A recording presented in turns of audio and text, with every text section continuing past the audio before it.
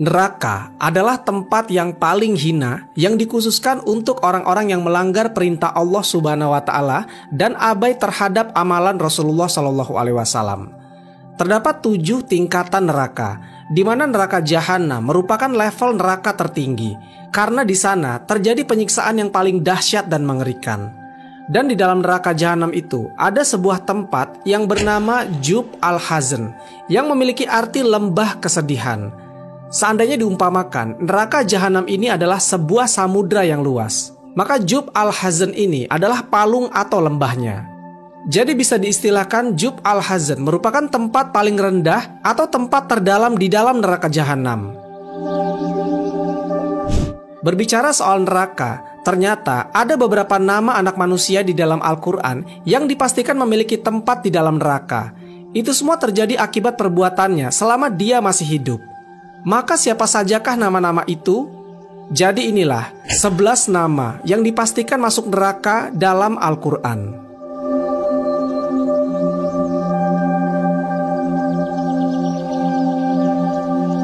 1. Haman.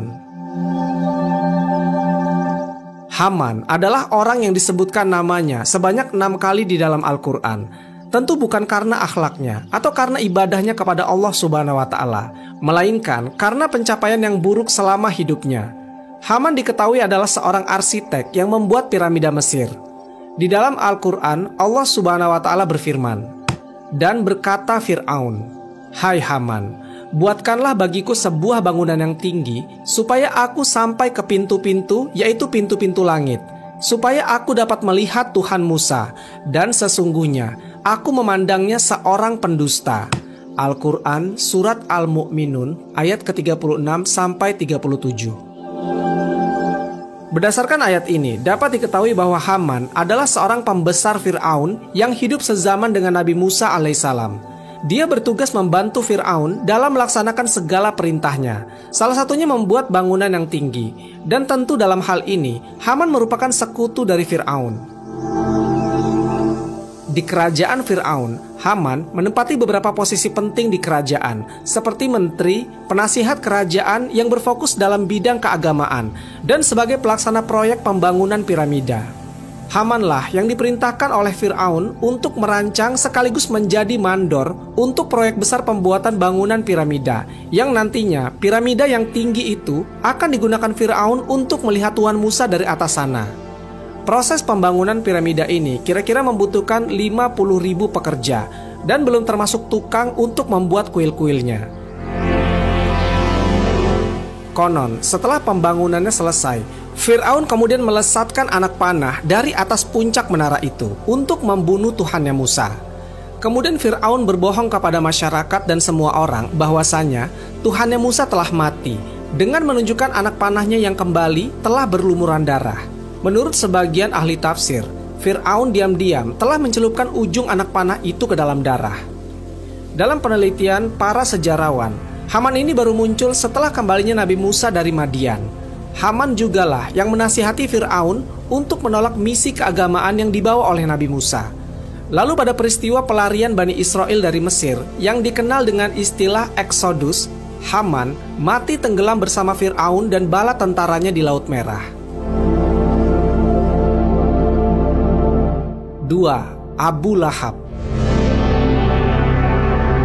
Abu Lahab bin Abdul Muthalib yang meninggal pada tahun 624 Masehi ini merupakan paman dari Nabi Muhammad SAW yang terkenal akan kebenciannya terhadap ajaran agama Islam. Nama lengkapnya adalah Abdul Uzza bin Abdul Muthalib.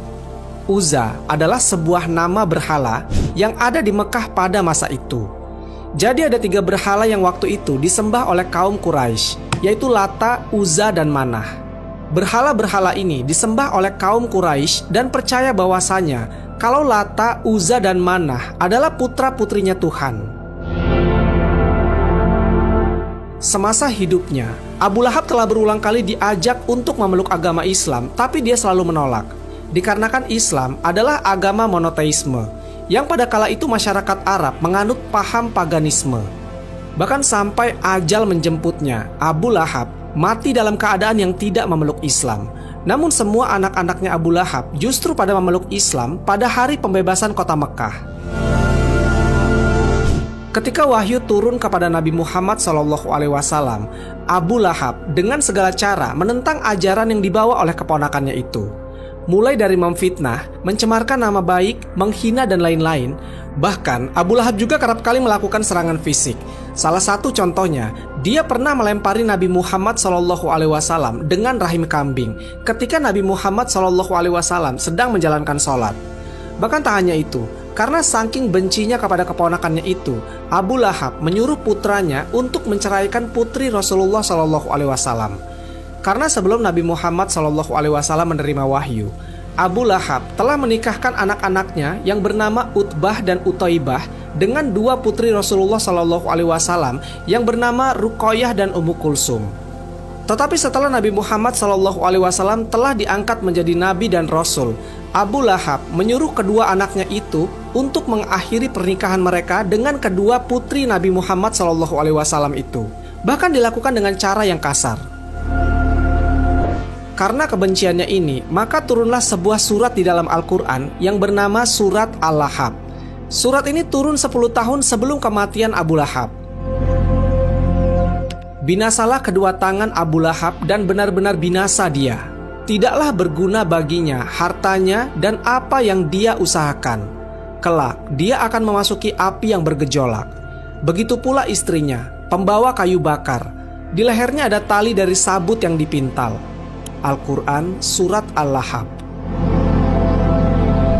Kejahatan Abu Lahab yang paling menonjol adalah ketika terjadi perang Badar, Abu Lahab secara terang-terangan bergabung dengan pasukan kaum musyrikin.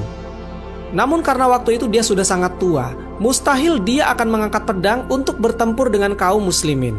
Akhirnya, dia menyewa tentara bayaran dengan budget 4.000 dirham. Al-Ash bin Hisham lah yang dibayar untuk menggantikan Abu Lahab di medan perang. Perang Badar berakhir dengan kekalahan yang memalukan dari pihak kaum musyrikin. Seminggu setelah perang Badar selesai, Abu Lahab menderita sakit yang sangat parah. Kemudian dia pun meregang nyawa dan tewas. Jasadnya diabaikan oleh masyarakat Mekah selama 3 hari. Bau busuk dari jasadnya pun menyebar ke seluruh penjuru kota. Akhirnya, dengan rasa terpaksa karena aromanya semakin bau, beberapa tetangganya memutuskan untuk menggali sebuah lubang besar dan memasukkan mayat Abu Lahab ke dalam boks kayu. Lalu dimasukkanlah peti kayu dan isinya itu ke dalam lubang tersebut. Cara menguburkannya pun begitu merepotkan. Orang-orang tak tahan dengan bau busuk yang keluar dari jasad Abu Lahab, sehingga mereka memasukkan peti tadi dari kejauhan. Jadi semacam didorong oleh kayu yang panjang oleh orang-orang. Sesudah itu, lubang di mana Abu Lahab dikubur tadi dilempari dengan kerikil dan tanah dari kejauhan sampai lubang tersebut rata. Dan konon, tersebar berita bahwa masih tercium bau busuk yang berasal dari makam Abu Lahab sampai hari ini. 3. Qabil putra Adam. Ketika Nabi Adam alaihissalam dan Hawa diturunkan ke bumi untuk memulai kehidupan baru, keduanya memiliki beberapa anak. Hawa melahirkan 2 pasang anak kembar laki-laki dan perempuan. Anak kembar pertama diberi nama Qabil dan Iklima. Sedangkan anak kembar kedua diberi nama Habil dan Labuda.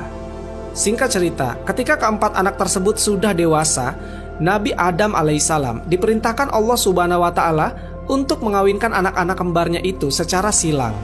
Jadi Qabil dengan Labuda dan Habil dengan Iklima. Namun, Qabil merasa dengki terhadap Habil karena Habil bisa menikahi Iklima, sedangkan Qabil harus menikahi Labuda, sementara Labuda tidak secantik Iklima.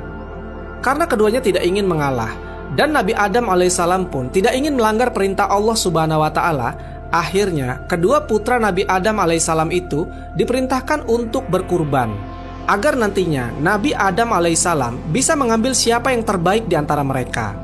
Diriwayatkan dari Ibnu Abbas dan Ibnu Umar, Qabil dikisahkan mempunyai ladang pertanian, sementara itu Habil mempunyai peternakan kambing. Mereka berdua pun menyerahkan kurbannya berdasarkan perintah Allah Subhanahu wa Ta'ala. Saat itu, Habil mengorbankan hewan ternaknya yang paling gemuk, sedangkan Qabil mengorbankan tanaman hasil pertaniannya dengan kualitas yang paling rendah.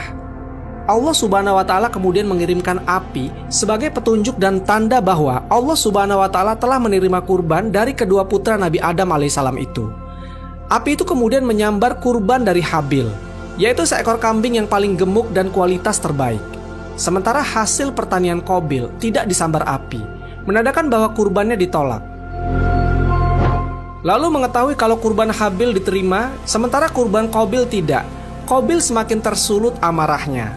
Dia lalu berkata pada Habil, "Sungguh, aku benar-benar akan membunuhmu kalau engkau jadi menikahi saudari perempuan kembaranku."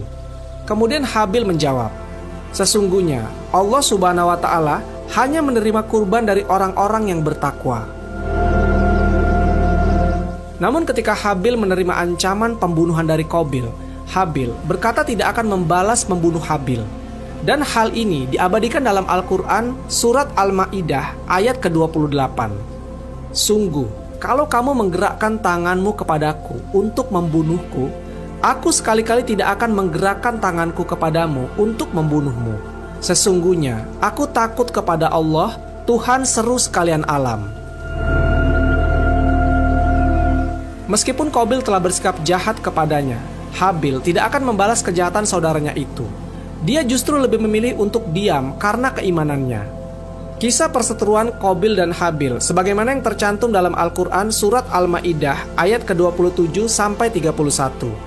Diceritakan bahwa Qabil yang gelap mata akhirnya membunuh saudaranya sendiri yaitu Habil. Sebagian ulama menyebutkan setelah membunuh Habil, Qabil memanggul jenazah Habil selama 1 tahun. Sementara sebagian ulama lainnya menyebutkan 100 tahun. Hingga suatu ketika Allah Subhanahu wa Ta'ala mengutus 2 ekor burung gagak yang bertarung sehingga salah satunya mati.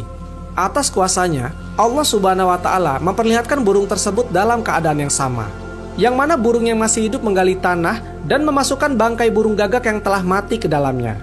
Qabil yang saat itu menyaksikan pergulatan kedua burung gagak tersebut segera meniru apa yang telah dilakukan mereka. Qabil berkata, "Duhai celaka aku, mengapa aku tidak mampu berbuat seperti burung gagak ini, lalu aku dapat menguburkan mayat saudaraku ini?" Qabil kemudian menguburkan jenazah Habil. Kisah pembunuhan yang dilakukan Qabil ini menjadi peristiwa pembunuhan pertama yang terjadi di atas muka bumi. Dan karena sifatnya serta kenekatannya membunuh saudaranya, Qabil pun menjadi salah satu penduduk neraka.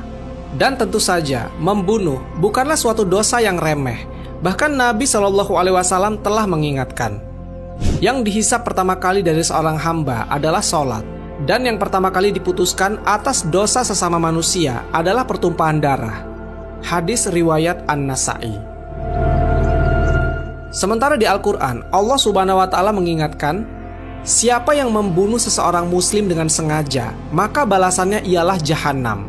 Ia kekal di dalamnya dan Allah murka kepadanya dan mengutukinya serta menyediakan azab yang besar baginya. Al-Quran surat An-Nisa ayat ke-93. Azar. Azar merupakan bapak dari Nabi Ibrahim alaihissalam. Hal ini ternukil di dalam Al-Quran. Dan ingatlah, di waktu Ibrahim berkata kepada bapaknya Azar, "Pantaskah kamu menjadikan berhala-berhala sebagai Tuhan-Tuhan? Sesungguhnya aku melihat kamu dan kaummu dalam kesesatan yang nyata." Di dalam ayat tersebut, nama Azar secara jelas disebutkan sebagai bapaknya Nabi Ibrahim alaihissalam. Namun menurut sejumlah ahli tafsir para ulama, makna dari kata bapak di ayat tersebut bukan berarti dia harus menunjukkan sosok ayah kandung, tapi bisa jadi itu menunjukkan arti sebagai pengasuh atau penanggung jawab, yang dalam hal ini bisa jadi itu kakek, paman, atau kerabat yang lainnya. Meskipun Azar ini bapak kandung atau bukan dari Nabi Ibrahim, pada intinya dia adalah orang yang mengasuh Nabi Ibrahim alaihissalam dan sebagai orang yang bertanggung jawab atas Ibrahim alaihissalam. Azar ini adalah penasihat dari Raja Namrud. Bisa dikatakan dia adalah orang kepercayaan atau tangan kanan dari sang raja. Azar juga merupakan seorang pematung. Kerjaannya adalah mengukir batu-batuan hingga menjadi bentuk berhala, kemudian disembah oleh masyarakat sebagai sosok Tuhan. Di dalam Islam, membuat patung adalah hal yang dilarang. Pendapat kebanyakan para ulama mengatakan hukumnya adalah haram. Apalagi sampai kalau patung itu dijadikan sesembahan seperti yang dilakukan oleh Azar. Di dalam hadis Rasulullah SAW pernah bersabda, "Pernah Rasulullah SAW datang dari suatu safar, dan aku ketika itu menutupi diri dengan kain tipis milikku di atas lubang angin pada tembok. Lalu di kain tersebut terdapat gambar-gambar. Ketika Rasulullah SAW melihat hal itu, beliau merobeknya dan bersabda, 'Sesungguhnya orang yang paling berat siksaannya pada hari kiamat adalah mereka yang membuat sesuatu yang menandingi ciptaan Allah Subhanahu wa Ta'ala.' Aisyah mengatakan, akhirnya kami menjadikan kain tersebut menjadi satu atau dua bantal." Hadis riwayat Bukhari dan Muslim. Rasulullah SAW mengkhawatirkan tradisi patung. Beliau mewanti-wanti jangan sampai ada Muslim yang menjadi pembuat patung karena mereka dikhawatirkan menghidupkan tradisi menyembah berhala. Kanaan putra Nabi Nuh alaihissalam. Nabi Nuh alaihissalam dikaruniai 4 orang putra. Yang pertama bernama Kanaan, kemudian Yafet, lalu Sam, dan yang terakhir bernama Ham. Semua anak Nabi Nuh alaihissalam ini diketahui beriman kepada Allah Subhanahu wa Ta'ala dan mengikuti syariat yang dibawakan oleh ayahnya itu. Namun rupanya putranya yang tertua yang bernama Kanaan hanya berpura-pura beriman. Kanaan menyembunyikan rasa bencinya kepada ayahnya. Maka ketika hari di mana musibah banjir besar itu tiba, Nabi Nuh alaihissalam beserta seluruh umatnya masuk ke dalam kapal. Lalu Nabi Nuh alaihissalam mengabsen orang-orang yang ada di kapal tersebut. Semua umatnya ada, termasuk anaknya Sam, Ham, dan Yafet. Namun dia tidak melihat putra sulungnya yang bernama Kanaan. Kemudian Nabi Nuh alaihissalam keluar dari kapal itu dan pergi mencari Kanaan. Setelah keduanya bertemu, segera saja Nabi Nuh alaihissalam mengajak Kanaan untuk ikut masuk ke dalam kapal bersama dengan adik-adiknya. Namun dengan rasa angkuhnya, Kanaan menolak ajakan ayahnya tersebut dan lebih memilih naik ke atas gunung demi menghindari banjir besar tersebut. Kanaan mengabaikan ayahnya karena rasa bencinya itu. Dan rupanya banjir besar itu pun tidak hanya menenggelamkan kampung mereka, bahkan banjir itu menenggelamkan gunung-gunung tinggi termasuk gunung di mana Kanaan berlindung. Kanaan mati karena bertahan dengan rasa angkuhnya. Dan bahtera itu berlayar membawa mereka dalam gelombang laksana gunung. Dan Nuh memanggil anaknya, sedang anak itu berada di tempat yang jauh terpencil. "Hai anakku, naiklah ke kapal bersama kami, dan janganlah kamu berada bersama orang-orang yang kafir." Al-Quran Surat Hud ayat ke-42. 6. Fir'aun zaman Nabi Musa. Di sepanjang sejarahnya, ada banyak Fir'aun yang telah memerintah negeri Mesir. Ada Fir'aun yang beriman, ada pula Fir'aun yang kafir. Contoh Fir'aun yang beriman adalah yang hidup sezaman dengan Nabi Yusuf alaihissalam. Sementara Fir'aun yang kafir hidup sezaman dengan Nabi Musa alaihissalam. Menurut para ahli tafsir dan beberapa dalil, Fir'aun yang hidup pada masa Nabi Musa alaihissalam ada 2, yaitu Ramses II dan Merneptah. Ramses II merupakan Fir'aun ketiga dari Mesir kuno, dan Merneptah merupakan Fir'aun setelahnya, yakni keempat. Nah, Fir'aun Ramses II dinobatkan sebagai Fir'aun terkuat sepanjang masa dan memerintah dengan waktu yang terlama, yaitu selama 66 tahun. Dia adalah Fir'aun yang mengejar Nabi Musa alaihissalam yang kemudian mati tenggelam di Laut Merah. Para ilmuwan yang telah meneliti mumi Ramses II mengatakan kalau Ramses ini meninggal di usia 90 tahunan. Di dalam Al-Quran, nama Fir'aun disebutkan lebih dari 70 kali dan dikenal sebagai tokoh yang memerangi dakwah Nabi Musa alaihissalam. Fir'aun digambarkan sebagai penguasa Mesir kuno yang memiliki angkatan bersenjata, tetapi zalim terhadap kaum yang lemah, dan bahkan dia menganggap dirinya Tuhan yang wajib disembah oleh rakyatnya. Sesungguhnya Fir'aun telah berbuat sewenang-wenang di bumi dan menjadikan penduduknya berpecah belah. Dia menindas segolongan dari mereka dan menyembelih anak laki-laki mereka dan membiarkan hidup anak perempuannya. Sesungguhnya dia termasuk orang-orang yang berbuat kerusakan. Al-Quran Surat Al-Qasas ayat keempat. Ada banyak sekali kisah-kisah yang menceritakan tentang bagaimana jahatnya sosok Fir'aun satu ini. Mulai dari dia membunuh istrinya sendiri yang bernama Asyiyah lantaran istrinya itu ketahuan beriman kepada Allah Subhanahu wa Ta'ala dan tidak menuhankan Fir'aun. Kemudian ancaman-ancaman yang disebarkan kepada rakyatnya bila mereka tidak mau menyembah Fir'aun sebagai Tuhan. dan masih banyak lagi, termasuk mendustai ajakan Nabi Musa alaihissalam untuk bertauhid. Tentu saja sangat jelas bahwa Fir'aun dengan sifat sombong dan kejamnya itu, tempat yang pantas untuknya adalah neraka. 7. Qorun.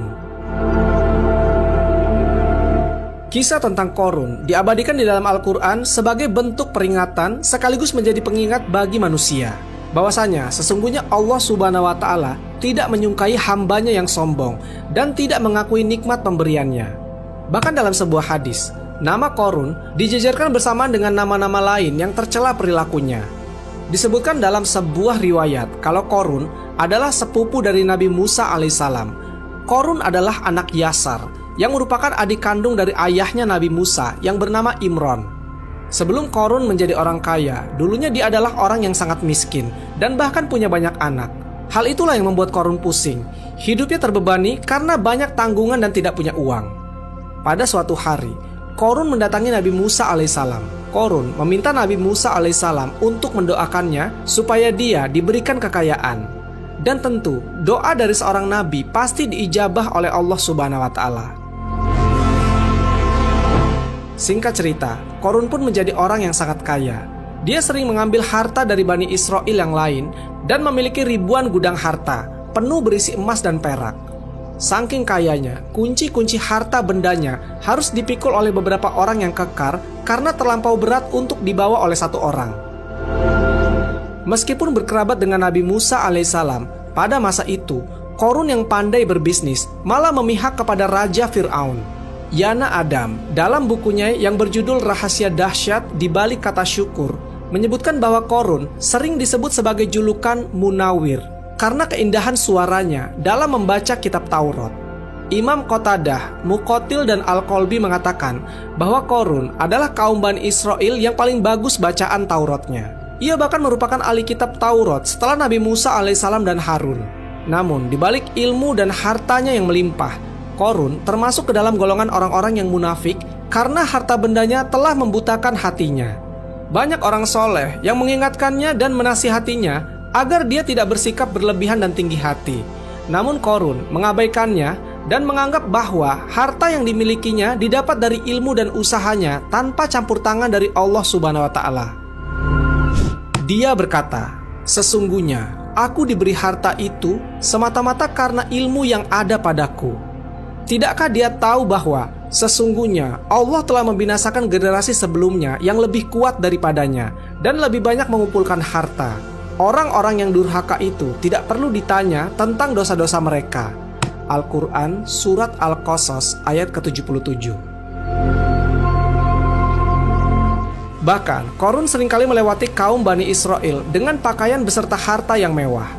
Ia diiringi oleh para pembantu dan juga budak yang siap sedia melayaninya. Tentu saja, hal itu membuat orang-orang iri, bahkan sampai berangan-angan memiliki kekayaan seperti Qorun. Pada akhirnya, Qorun diazab oleh Allah Subhanahu wa Ta'ala, yaitu dengan dibenamkan ke dalam tanah dalam waktu semalam. Dalam beberapa riwayat disebutkan bahwa Allah Subhanahu wa Ta'ala menurunkan gempa bumi yang sangat dahsyat beserta tanah longsor. Tempat Qorun ditenggelamkan bersama dengan harta dan pengikutnya telah menjadi sebuah danau yang dikenal sebagai Danau Qorun atau Bahiroh Qorun. Adapun yang tersisa hanya puing-puing istana Qorun yang terletak di daerah Al-Fayum, Mesir.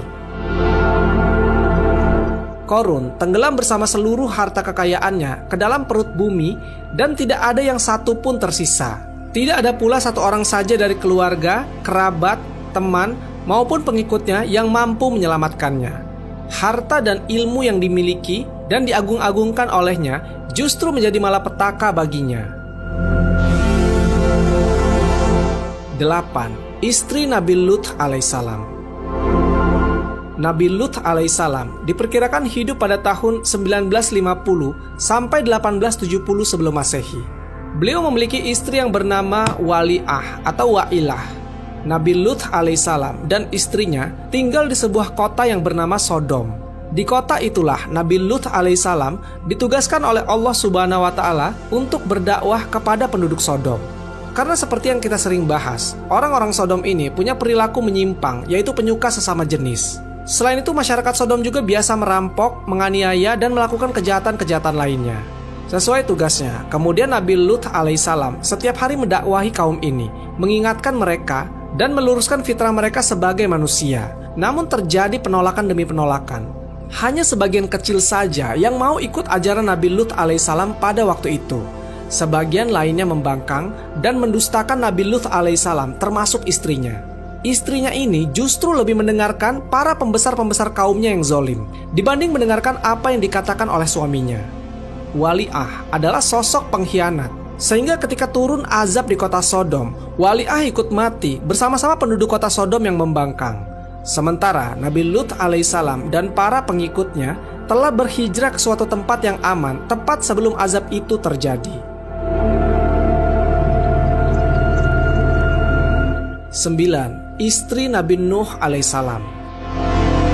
Sama seperti halnya Wali'ah, istri Nabi Nuh alaihissalam juga membangkang dan lebih memilih mendengarkan apa yang dikatakan pembesar-pembesar kaumnya.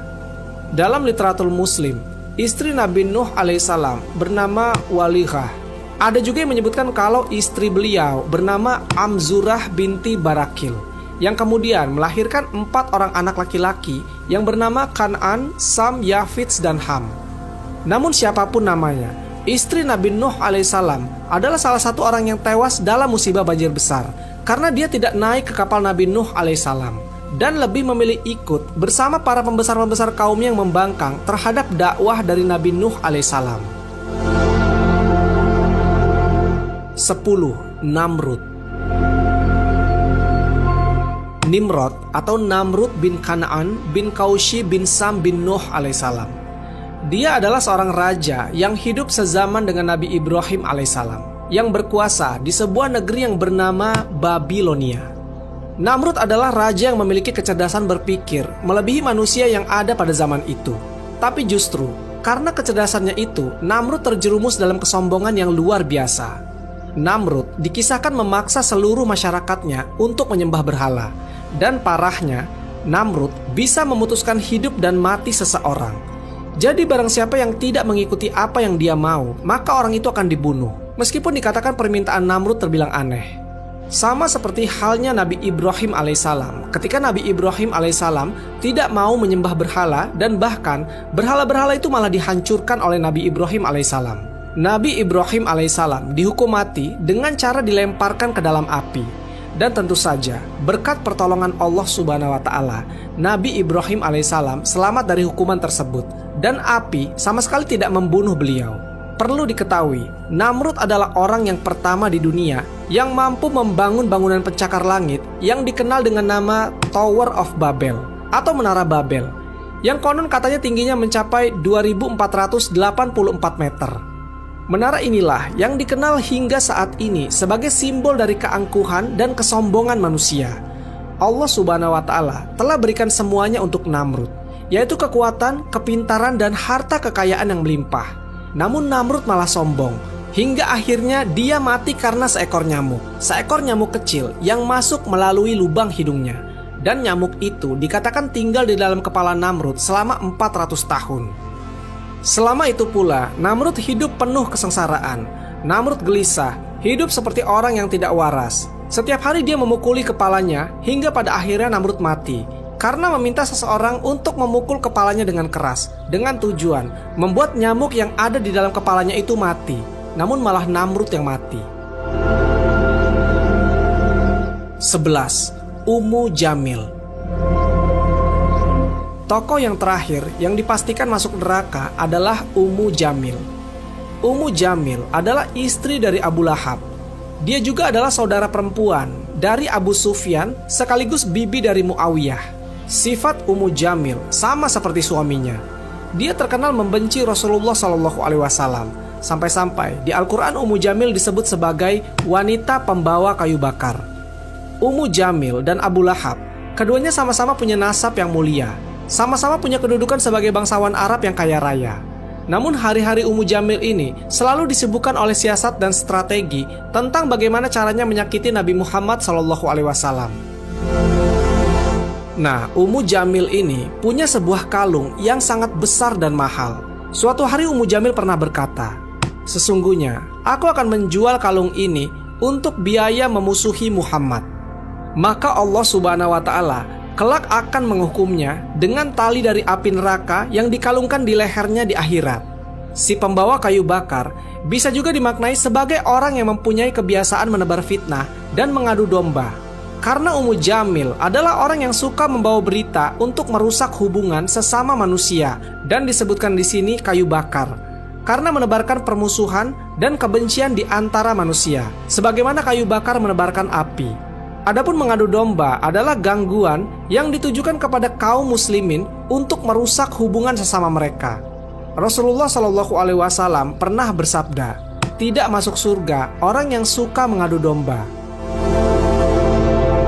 Upaya Ummu Jamil untuk memadamkan dakwah Nabi Muhammad SAW akhirnya sia-sia. Kejahatan dan keculasannya selama bertahun-tahun yang dilakukan kepada Nabi Muhammad SAW hanya melahirkan kecelakaan bagi dirinya. Suatu hari saat Ummu Jamil sedang memikul kayu berduri yang biasa digunakan untuk mencelakai Rasulullah SAW, tiba-tiba kain yang dipakai untuk menggendong kayu itu menjerat lehernya hingga menemui ajalnya. Sebuah kematian yang hina dan mengenaskan bagi wanita yang memusuhi dan menyakiti Nabi Muhammad SAW. Wallahu a'lam bishawab.